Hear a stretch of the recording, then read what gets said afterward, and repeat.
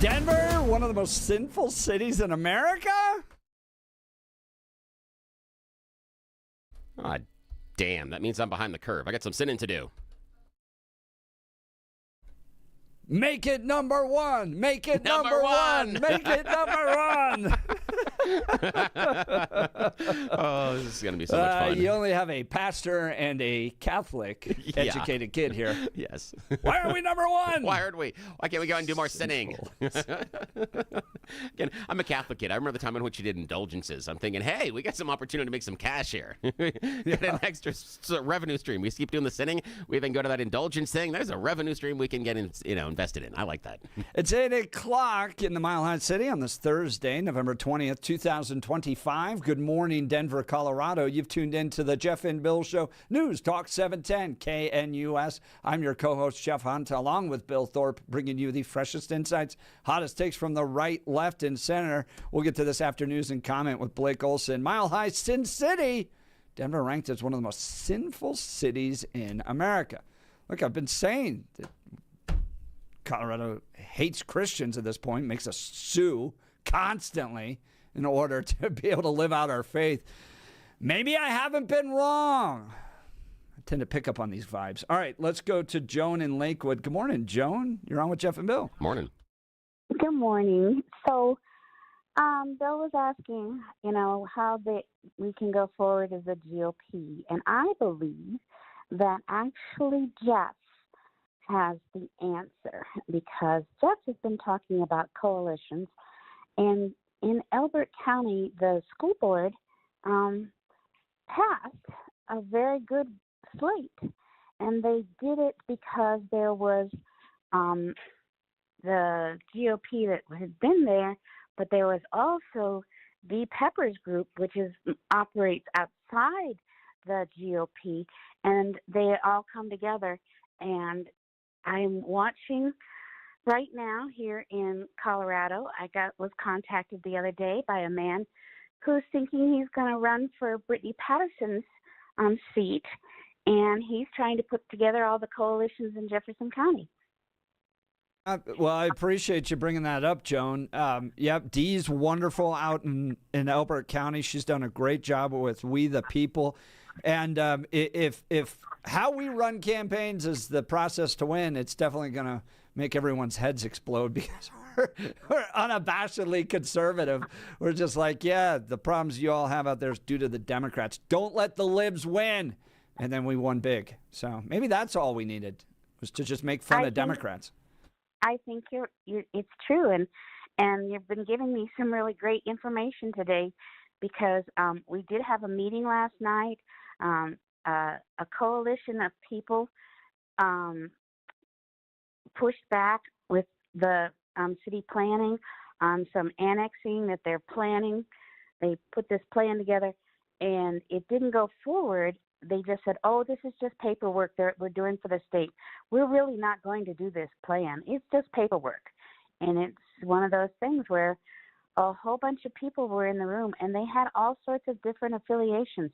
There were Democrats there, there were Republicans there, and it wasn't a party situation.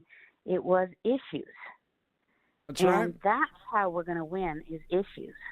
You got the optimism, Joan, we all need. I appreciate it. That's Joan from Lakewood. Appreciate the call. Give us a call. Her line will be open, 303-696-1971, or text us on the Dan Caplis Law text line, 720-819-5115. Now it's time for news and comment with Blake Olson. Blake Olson. Blake Olson, news and comment. Good Thursday morning, 41 and cloudy in Denver, expecting a high of 52 today. 45% chance of some rain in the area. News sponsored by Pastor Camp Heating and Air Conditioning at 303-777-1234 to learn more about special savings opportunities on Lennox equipment. Our top story, DJT has reportedly signed off on a Russian-Ukraine peace plan. Matt Bonner with NBC News. As things stand, we don't know too much about this proposal. For starters, it's more or less come out of the blue, and not even the Ukrainians seem to know too much about it. 3 U.S. officials told NBC News that there are a number of details that still need to be worked out. A senior administration official says the plan has been in the works for several weeks, with top U.S. officials consulting both the Russian envoy and Ukrainian representatives. The U.S. delegation arrived yesterday in Kiev to meet with Ukrainian officials. The bill calling for the release of the Epstein files, has been signed by 47. It's unclear when the remaining files will be released to the public now the DJT has signed it into law. 47 will welcome, that is, all 20 hostages released by Hamas last month to the White House today. The hostages were released as a part of Trump's ceasefire deal brokered with Israel. And on that subject, WTF. Local authorities in Gaza are reporting further deadly Israeli strikes in Khan Yunis as an outbreak of violence that began on Wednesday continues. At least 28 people were killed, including 9 children, in Israeli airstrikes that targeted Khan Yunis as well as the Zaytun and Shijaya neighborhoods of Gaza City on Wednesday. The attacks came after the Israeli military said Hamas violated the ceasefire by firing on soldiers in the Khan Yunis area. No soldiers were injured in the attack that allegedly occurred inside Israeli military-controlled territory. Hamas called the Gaza airstrikes a dangerous escalation. Blake Sifton, Tel Aviv. No question. In Texas, Governor Abbott doing the right thing. That's why I sent the letter to officials both in Dallas and Collin counties to urge them to take action to root out any Sharia courts, and I am deploying the Texas Department of Public Safety to also root out any Sharia courts anywhere in the state of Texas. To be clear, the Texas Constitution does not allow Sharia courts or Sharia law. Texas statutes have banned Sharia law, and we are going to pursue this until we purge any attempt to impose Sharia law in Texas. Former Vice President Dick Cheney, his funeral services will be held today in the nation's capital in about 1 hour. Hey, a question for you guys on this real quick. Do you think we get Donald Trump without Dick Cheney? Ooh. Oh, that's a great question. Probably not. Because he set the pathway for like a very aggressive, powerful executive branch under Bush. Ooh.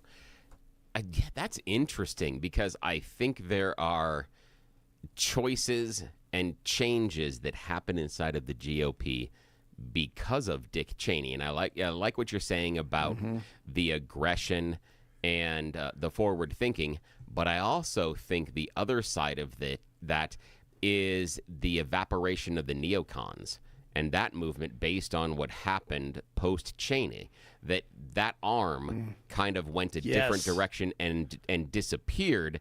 And I'm curious that if you did have a strong neocon wing, would there be as much space for Donald Trump? And what would it look like, especially, the strong neocons about bringing democracy around the world, etc. And Trump comes out with the message of America first, pull up the drawbridges, we need to be more isolationist. I'm curious if that would have worked inside of the GOP at the time. So it could be that Donald Trump is a product of both Dick Cheney's successes and his failures. Bill, I think that's a perfect analysis. Yeah. Yep. All right, that's all. Couldn't I'm agree going more. home now. Goodbye. See you later, Bill. Yeah, goodbye. Headed home. See you later. Awesome. Bye. It was a great show. Woo! Yeah, this is wonderful. Get out while you're on top. Wasn't there a whole Costanza thing? Like leave the meeting at the peak? Yes, at the peak. Leave the peak. Yes. Yep, exactly. That's right. Hey, and you could add his daughter in there as well. I think she had a lot to do with it as well. Or at least the continue. All right, so here's a question I popularity. got for you, Blake, about that. Do you see Marjorie Taylor Greene starting to walk down the same path that Liz Cheney did? Oh, crap, that's interesting. That's interesting. Yeah, I do. I mean, I do too. She's kind of being exposed. She's helping herself. Yes. Like she to answer your question, she went from a Trump ally to feuding with Trump to now apologizing for her tone. It seems like she's getting sucked into that world of anti-Trumpism. Yeah, it does. And I think it all stems from the knowledge of her race in Georgia, right? Yeah. Is she running for Senate there? Yeah, and she was, and the polls showed that she was taking a hit. She was way behind, and I think DJT tried to help her or informed her of that, and she didn't like it. That's the story I heard. But yeah, I think she's on that path. I don't know who could end up being. I don't think anyone. For me, I don't think anyone could be more annoying than Liz. Well, it's an Really? interesting path too. to go down because Liz Cheney went down it, Adam Kinzinger went down it. Yes. The whole Lincoln Project. Yeah, I think what happens is you get kind of enticed by the progressive media. Like they give you a lot of attention because you're challenging President Trump. And then they drop you as soon as you're not useful to them anymore. Your political career ends. There's just nothing at the end of that road. I can see that. What happened to Nikki Haley? Yeah, I can see that on the conservative side as well because all the conservatives really like interviewing Fetterman right now. They love bringing Fetterman on. Oh, it's true. For what he does. But is there a better future? Is there a does. better future for Fetterman, though? I'm not sure. I don't know. Yeah, I still think that Fetterman is playing to his district more than he's playing for national. Yes. That he understands that there are a lot of lunch pail guys in his constituency, and so he can't be super lib. I think he has to do is he has to tread that really old school Democrat, like JFK kind of a thing. I mean, that's where I think he's got to be. He's got to be something of a 60s, 70s style Democrat in order to make it in Bill, that area. I don't think it's like as tactical as you're making it out to be. Yeah, I really, think Fetterman is just a guy who doesn't care. Like if he lost his job, he'd just go on to do other stuff. Yeah, it could be. Like with his life. And I actually think voters really love that. Like if you just kind of like, well, I did until Danielle Jurinsky lost her job. But I think if you're just like who you are to your core and you're not constantly dancing, people actually come to really appreciate it. Yeah, I think they can. doubt. And the reason I'm saying he's going back to the older Democrat is because he's not, I don't think he's playing with some of the more liberal ideas inside of the party, but he still is a strong supporter of unions and those type of things, where I don't think that he is anti-free trade like some Democrats were 60s and 70s. I think he's more of a free trade guy, and I think that's where he sits. That's what I mean by where he personally sits. But I think you're right that it is not necessarily him being strategic about it, that's just who he is based on where he is, and he's serving that constituency because he's like, I don't believe all the really, really super left things, but I understand the importance of unions and other structures like that to my constituency here in my district. I'm curious with the Marjorie Taylor Greene, I'm curious about the idea of going down the same path as Liz Cheney because oh my gosh, I don't even put them in like the same kind of a car or stratosphere because for me, neither do I. Yeah, see, for me, and I think it's different for us, Blake, because for me, I think Liz is whip smart. We can disagree about what she thinks and how she comes to conclusions, but I think she is whip smart, and I think she really understands politics. I do not have that opinion of Marjorie Taylor Greene. No. So that's why I think there's a difference on that area. On that. Wow, hey, that's fantastic. Yeah. No, I do. I think she's whip smart on politics, but she's dirty. She knows everything about the deep state, So I agree with you. Interesting. That's what that's the way I see it from her. That's interesting. Okay, now for the three of us, since it's just the three of us talking right now here on the Jeff and Bill Show, 8:14 in the morning. Do we think that MTG is going to continue to caucus with Republicans, or is she going to be one of those independents? Now, she could be an independent and still caucus with Republicans. Guys, I don't ever this see her is join what the This Dems. is what Kinzinger did, and the other guy. That's what I want to know. Who was the other libertarian dude? I'm trying to remember his name. They all go independent, and then they Lieberman lose did their it for a while. Lieberman seats, did it and years then ago. Yeah. So then they disappear. Now the thing is, does she follow like the Lieberman Kinzinger role and then hang out with Dems and be an independent, or does she become an independent and lean still a little bit more towards the GOP people that she gets along with and hangs that way? I mean, what if we had to just look at the tea leaves or the crystal ball?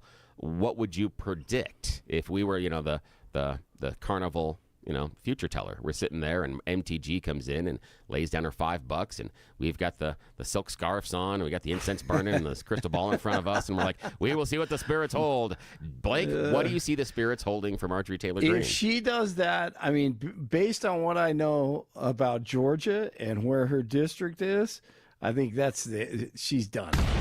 She is done unless she unless she becomes even more conservative and make some apologies. I don't see it happening. Now we call the Colorado psychic line, and we get Psychic Hunt on the line, and he is peering into the nether regions, and he is finding out what the universe has in plan for Marjorie Taylor Greene. Nether regions. Who am I? I'm glad you caught that. I wanted to slip that in for everybody who's listening closely. It's one of those little Easter eggs that I plant sometimes, and I hope everybody catches. Alrighty, yeah. So what do you think, sir? I'm so glad you got that. I think there's this siren song that happens when you get to Washington, D.C., and it's a town dominated by progressives through and through, and they just go, come on over. The water's warm. We have all these opportunities. I think it happened to a certain congressman from Colorado that we never hear from anymore. Remember, he started criticizing the president on CNN, and they really liked it. Yeah. And then they said, do some more of that. We'll give you a little bit of more attention. That's right. And then it's like Hansel and Gretel. You just end up, being consumed by it, and you lose it all. Yeah, that's right. I think that's, very, very clever. And I think that someone needs to tell Marjorie Taylor Greene that while the Democrats are saying, hey, come over here, it's because the water's really warm. It's really because someone peed in the pool. Yes, absolutely. Yeah. Absolutely. So true. So true. Speaking of nether regions. All right. Yeah, exactly. Hey, the Nuggets at New Orleans last night, and Sure there, but the Joker. Change it. Behind the back, Watson throws it down. Man, you can't see the video, but that was awesome. A behind the back pass. I mean, effortless from Nikola Jokic, who had another triple-double, and then Peyton Watson right there, who threw it down, career high 32, 125 to 118 the final. 40 in Parker, 39. Let's see, in where we got? 39 in Louisville. There you go. And 41 in Denver. There you go. And you are waking up with Jeff and Billy. A Get pleasant, your mild day nicknames on this into Wednesday. Bill. Temperatures It in is, Denver will reach low to Thursday morning. mid-60s, a mix of high clouds and sun, 30s tonight. Increasingly cloudy, cooler Thursday. Highs lower 50s early in the day. Turning colder later on with developing showers. 7-10. Areas of rain and snow mix developing Thursday night, continuing into the day Friday, and cooler. 30s Thursday night. Temperatures on Friday only making the 40s. There'll be accumulating snow in the higher elevations and foothills. Temperatures will remain cool, but conditions dry for the weekend. Meteorologist Don Day in the 710 KNUS Weather Center.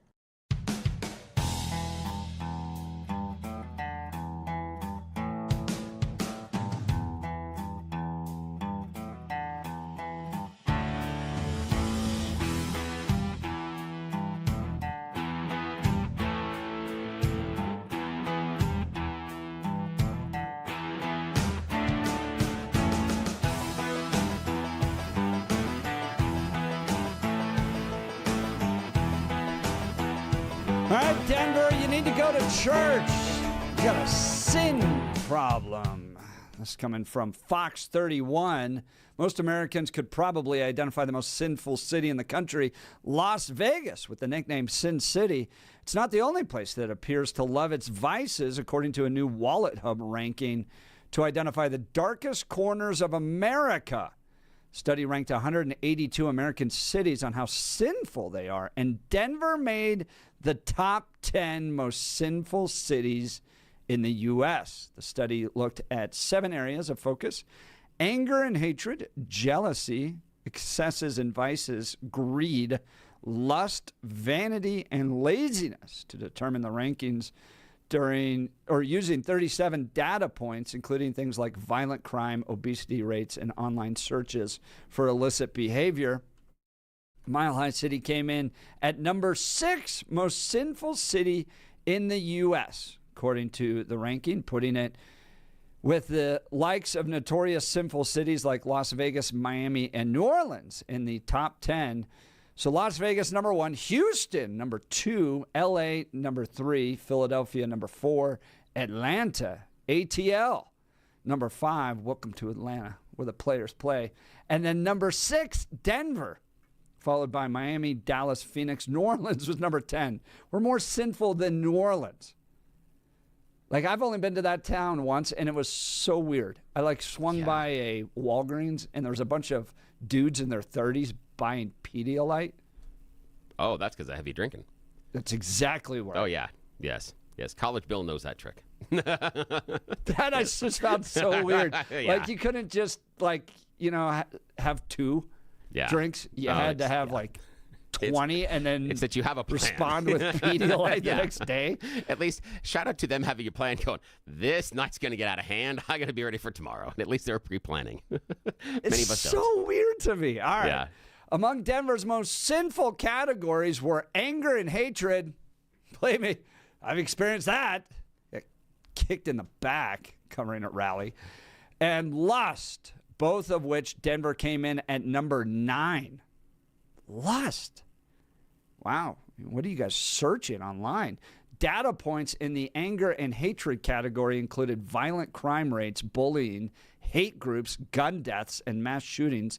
In the lust category, the study looked at adult entertainment establishments, online searches for XXX entertainment, and Tinder, as well as teen birth rates. Study also looked at excessive drinking.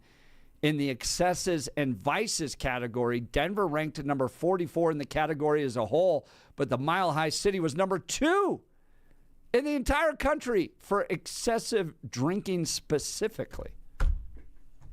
Y'all need to go to church.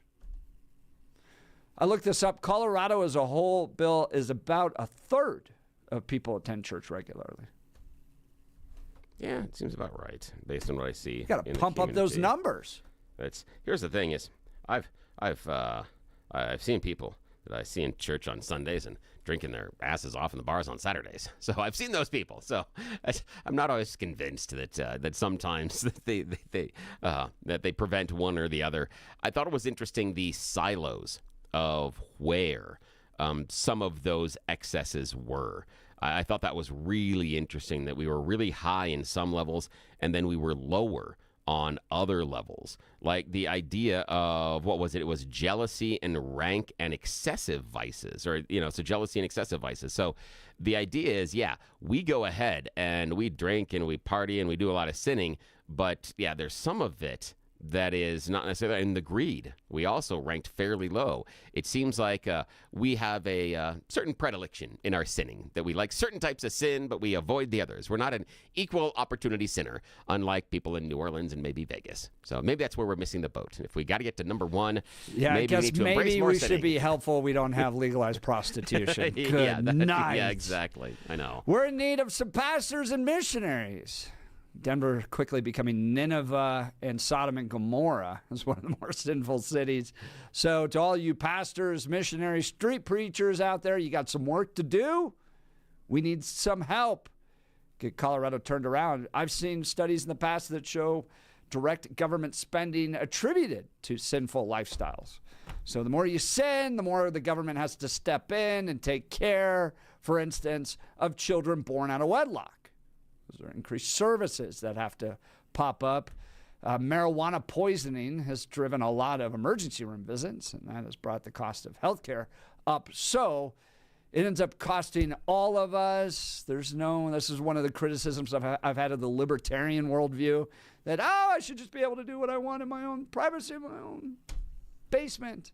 Yeah, I end up having to pay for whatever you're choosing to do in the privacy of your own basement. So go to church on Sundays. It makes all of our lives better. Your life will improve as well. There you go. Denver, one of the most sinful cities out there. That is my sermon for the day. All right, we'll continue and get to the phone calls here. Let's talk Dan Caplis with Dan Caplis Law. Dan suggests you should choose a lawyer who shares your values because who you choose to represent you in an injury case says a lot about you to everyone involved in the case.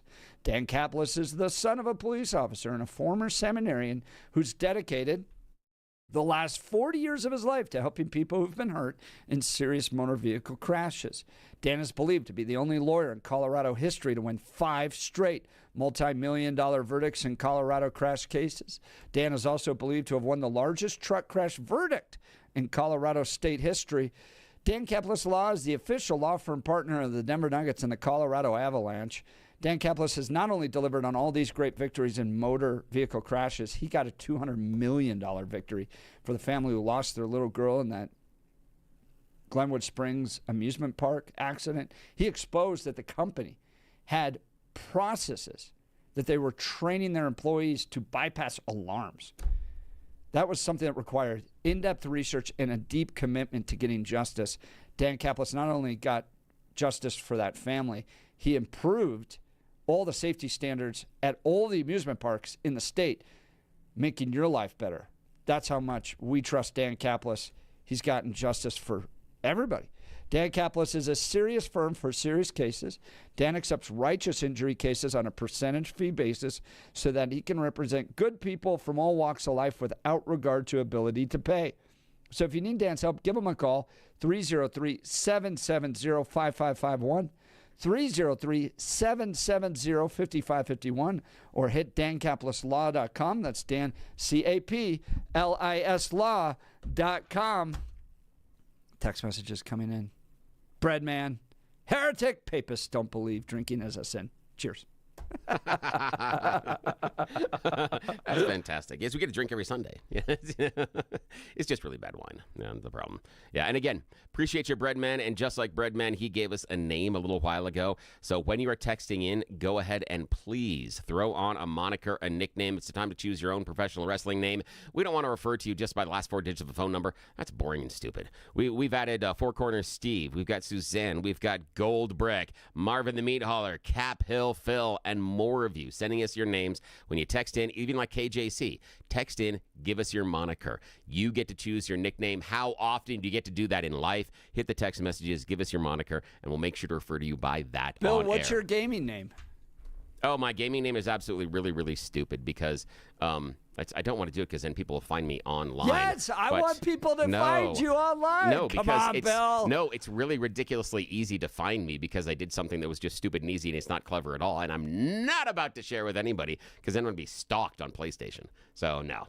But if you're really searching, it is super easy to find me. And I did it because I like visually what it looks like when you have to type it out. So it's a visual thing that I just like how it looks on the screen. It's Sexy Bill 214. Oh, God, no, I wouldn't, because anybody would see that would go, yeah, right. Hey, there's no way. Did you ever, there were some funny videos online where it was like, yeah, people held on to the emails they first created, like in middle school. Oh, my God. And then had to, give it out for their employer. Oh, yeah. Could you give us your personal email, please? Yes. And it's like, yeah, Slay Queen 421 at yahoo.com.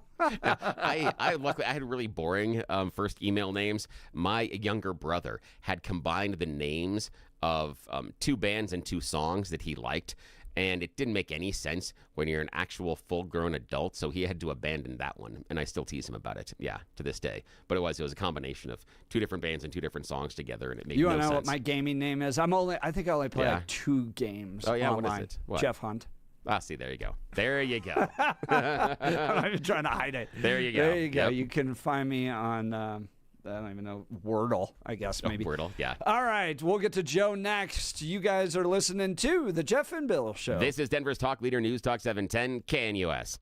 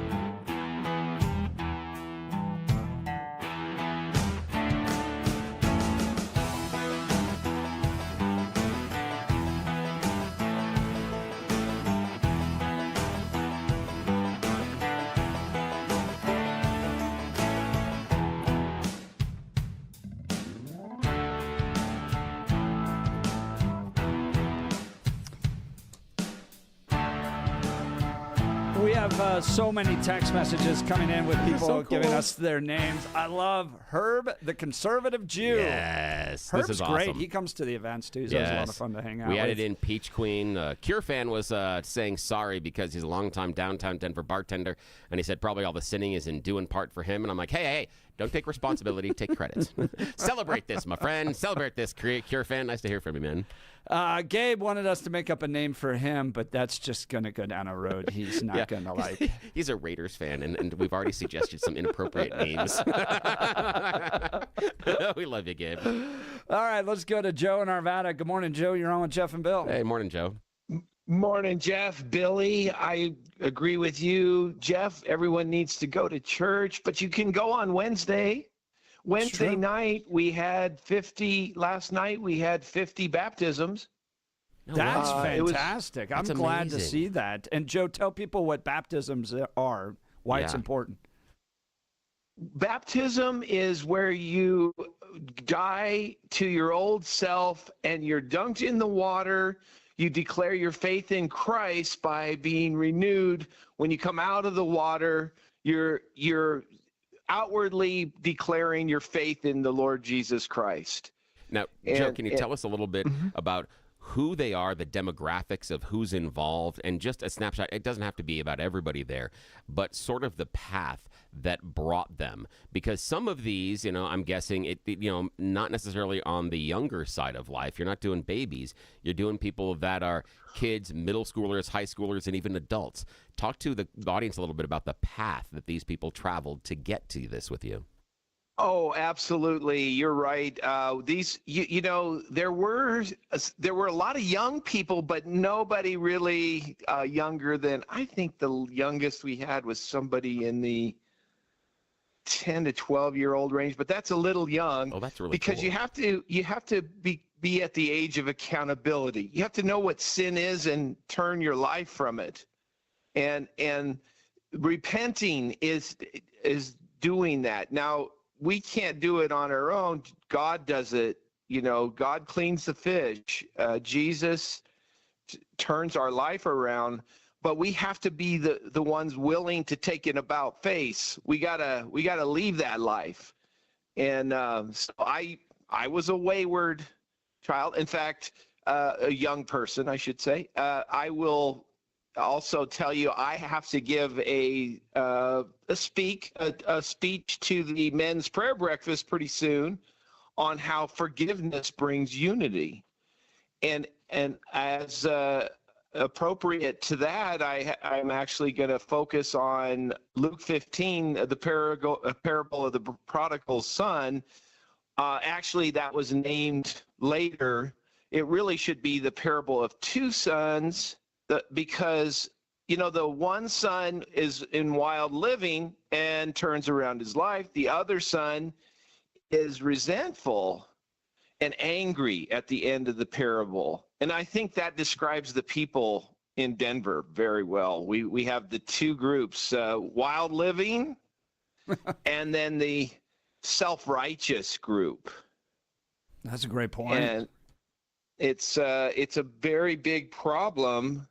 And I will tell you this, that the real core of unity under God is to repent, be born again, and dedicate your life to living like Jesus. And that will happen when unity will come together because of it. Yeah, I agree with you on that. Colorado's always historically had pretty low church attendance. At one point I went through and analyzed it, and somebody covered it, but it was roughly around 30%, even at its peak in the 90s. Like, think Focus on the Family, Colorado Springs, like peak influence. It was like 34%, but has never really gotten above that. Colorado always historically about a third of people with regular church attendance. Why do you think that is? Well, the nature of man is sin. Left to our own devices, no one would go to heaven. But I guess why do you think it hasn't taken hold in Colorado the way it has maybe in the South? Okay, the Bible Belt really kept hold of the Bible. Whereas here, we ejected the Bible.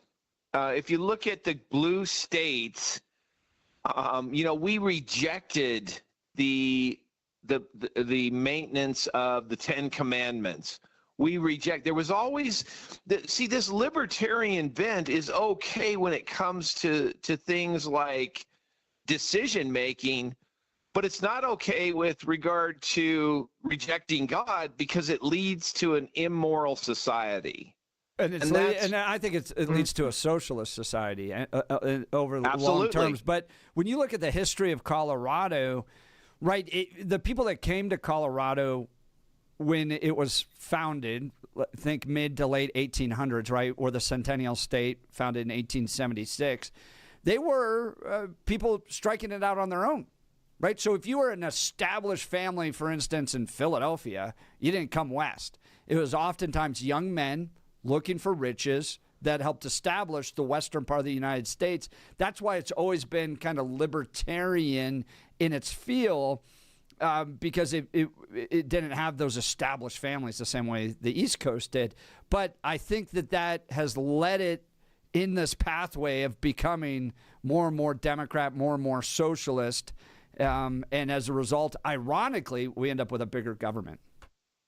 Oh, absolutely. I think one of the things that has happened, too, is if you look at Colorado and Washington as two examples, and California, they have or they have a definite lean against families.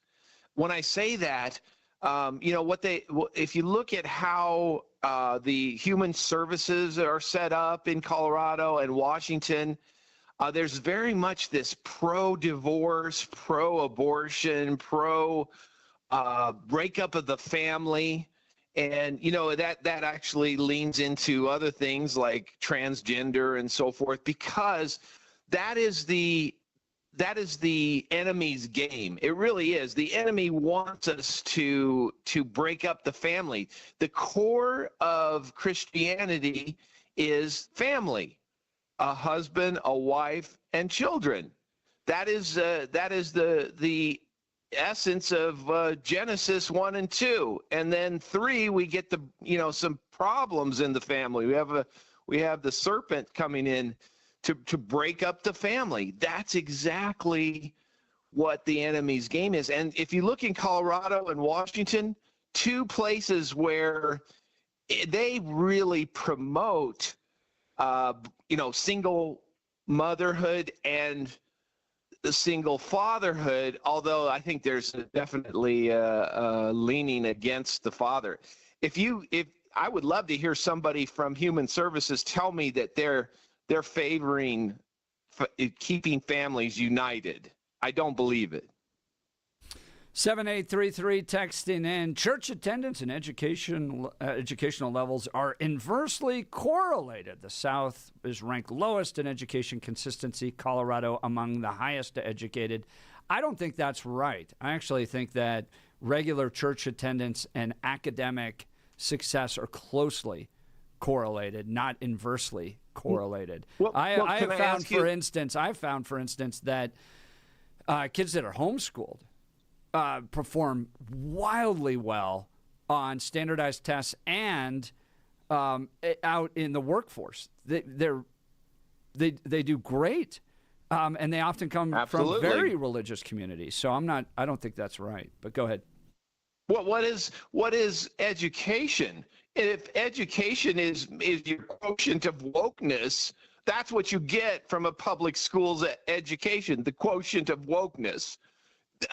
When you look at Charlie Kirk, a brilliant scholar, he never attended some people community college.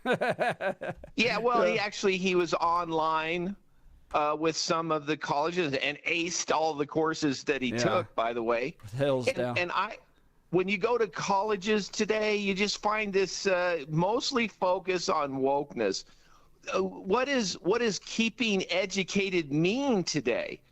Are we educated in the Bible? Yep.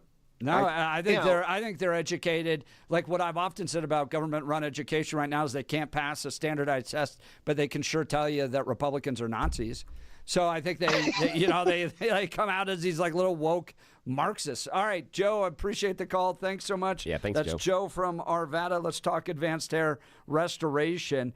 For many of us, it's happening. Your hair might be thinning, your crown's disappearing. Maybe hair loss has you feeling your identity's lost altogether. Well, I got good news for you. It's an incredible yet simple one-day treatment that starts growing your own natural hair the very next day, and it's guaranteed to grow for life. It's the Advanced FUE from Advanced Hair. Look, we've all seen the pills and lotions that come with monthly subscriptions. They help retain what you have. But what if what you want is your own natural hair permanently in specific areas?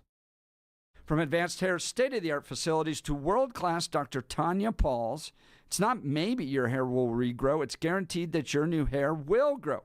I got a text message the other day from a friend going, hey, what's the name of that group that you talk about, the hair restoration? Advanced Hair Restoration. You get to decide how thick and where your hair grows. It's why Advanced Hair is the winner of Westward's Best of Denver 2 years in a row now. So for your free consultation, $250 off and 250 free hair grafts, call 720-459-HAIR, 720-459-HAIR. That's 720-459-HAIR, advancedhair.com, advancedhair.com. We'll continue with your phone calls and texts. Lots of text messages coming in. Westy Carlos. Hey, Gotta Westy love that Carlos. name. I like that one. A little jealous. Brad from Parker's texting in. The Lost Jockey. That's a great one, too. Yeah, that's all a good right. one. You're listening to the Jeff and Bill Show. We are Denver's talk leader, News Talk 710, KNUS.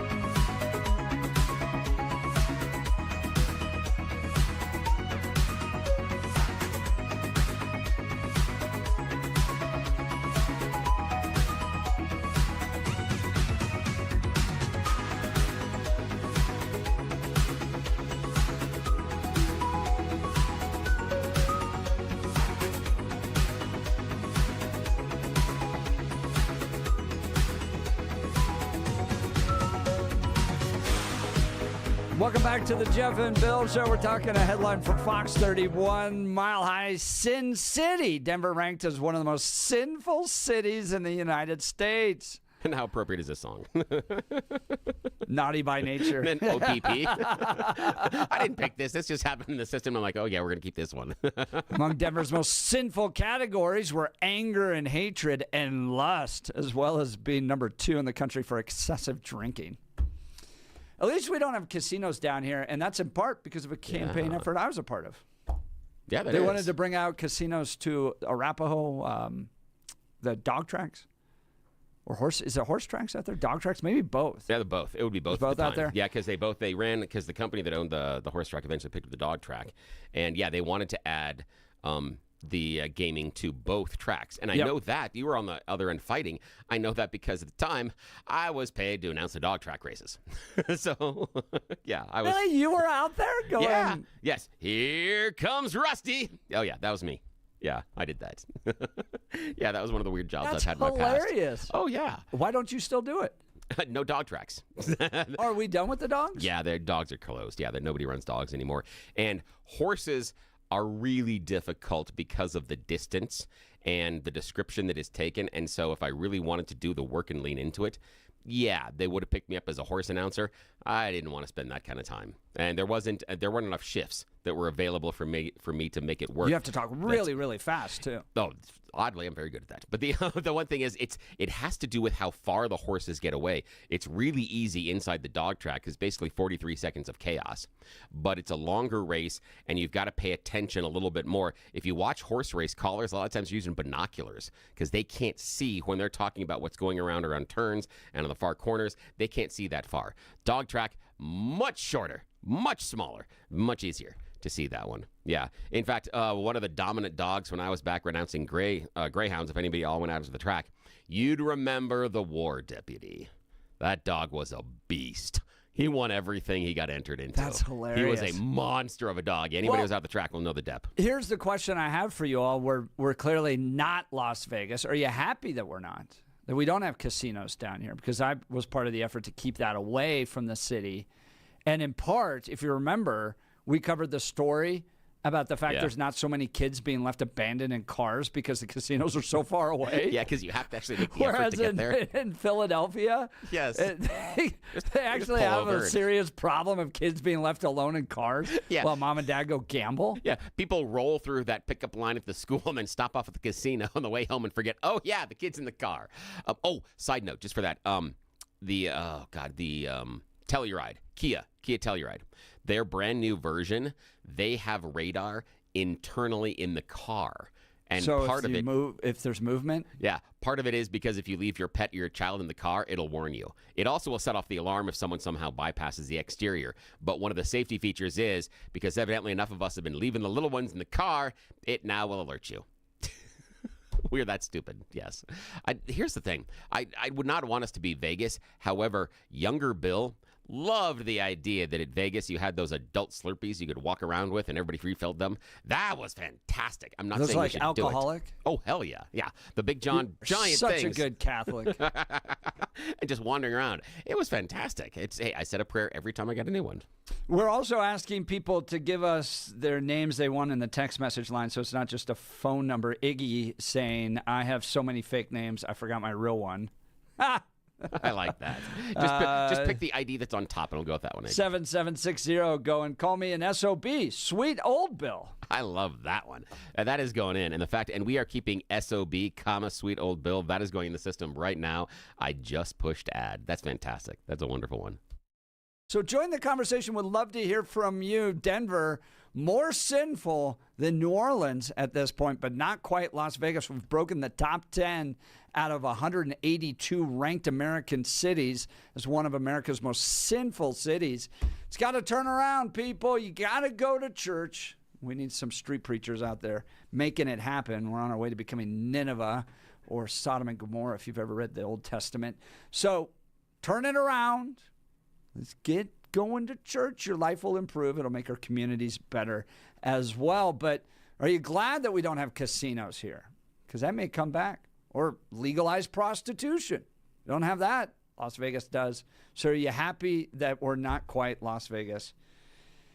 Love to hear from you. Give us a call at 303-696-1971. Text us on the Dan Caplis Law text line at 720-819-5115. I'd take all the shows and the concerts that Vegas gets. I'd take those. Yeah, those would be cool. Yeah. Although, okay, your opinion. Brittany's weird. Yeah, she is. But your opinion on the Sphere. Would you want something like the Sphere just outside of downtown Denver? So I heard from the lady that cuts my hair that she went and saw Wizard of Oz. Oh, and it was amazing at the Sphere. I have heard from so many people, and I haven't gotten out there, that have seen concerts that are saying it's incredible, but sometimes the visuals overpower the show on the stage. Yeah. The thing that I find weird is they do all the stuff outside. So if you're looking at the Sphere, you got stuff going all the time. Right. I'm not sure about that. That would be kind of fun. All right, we'll continue next hour. Speaking of good cities, we're going to talk about Littleton and the upcoming Candlelight Walk.